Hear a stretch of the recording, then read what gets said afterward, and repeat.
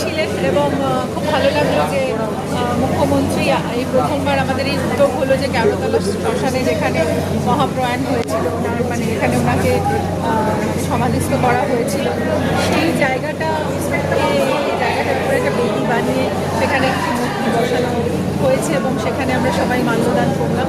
এটা একটা খুব অভিনব কাজ হয়েছে এবং মুখ্যমন্ত্রী বলেছেন আরও অনুষ্ঠান হবে ওনার জন্ম শতবার্ষিকীতে এবং আমরাও শিল্পী সংসদ থেকে অনেক কিছু প্ল্যানিং করছি এবং যেহেতু আমি শিল্পী সংসদের প্রেসিডেন্ট যেটা উত্তম কুমার নিজে হাতে বানিয়েছিলেন একসময় বেনিওয়ালকে হাত ধরে সেটি এগিয়েছে, তারপরে মাধবী মুখোপাধ্যায় হাত ধরে সেটি এগিয়েছে এবং সেখান থেকে আমাকে এই দায়িত্ব দেওয়া হয়েছে। তো এটা আমার কাছে অনেক বড় প্রাপ্তি আজকে এবং আজকে আমাদের অনুষ্ঠান শুরু হলো। শিল্পী সংসদের আমাদের প্রথম ছবি দেখানো হবে এবং এবারে আমাদের 14টা ছবি দেখানো হচ্ছে উত্তম কুমারের এবং যারা মানে এই ছবিগুলো আমাদের দিয়েছেন তাদের কাছে আমি খুব কৃতজ্ঞ এবং 28টি ছবি দেখানো হবে। 28 দিনই আমি জানি হাউসফুল থাকবে।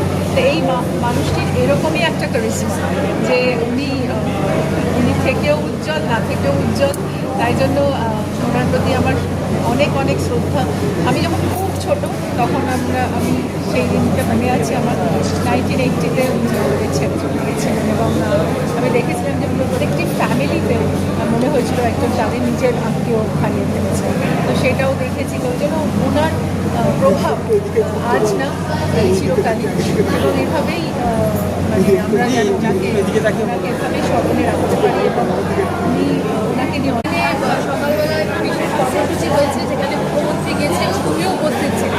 একটু যদি বলো সেখানে কি কথোপকথন অ্যাকচুয়ালি মুখ্যমন্ত্রী ছিলেন এবং খুব ভালো লাগলো যে মুখ্যমন্ত্রী এই প্রথমবার আমাদের এই উদ্যোগ হলো যে কেওড়াতলা শ্মশানে যেখানে মহাপ্রয়াণ হয়েছিল ওনার মানে এখানে ওনাকে সমাধিস্থ করা হয়েছিল সেই জায়গাটার উপরে একটা বেদি বানিয়ে সেখানে একটি মূর্তি বসানো হয়েছে এবং সেখানে আমরা সবাই মাল্যদান করলাম। এটা একটা খুব অভিনব কাজ হয়েছে এবং মুখ্যমন্ত্রী বলেছেন আরও অনুষ্ঠান হবে ওনার জন্ম শতবার্ষিকীতে এবং আমরাও শিল্পী সংসদ থেকে অনেক কিছু প্ল্যানিং করছি এবং যেহেতু আমি শিল্পী সংসদের প্রেসিডেন্ট যেটা উত্তম কুমার নিজে হাতে বানিয়েছিলেন একসময় বেনিওয়ালকে হাত ধরে সেটি এগিয়েছে, তারপরে মাধবী মুখোপাধ্যায় হাত ধরে সেটি এগিয়েছে এবং সেখান থেকে আমাকে এই দায়িত্ব দেওয়া হয়েছে। তো এটা আমার কাছে অনেক বড় প্রাপ্তি।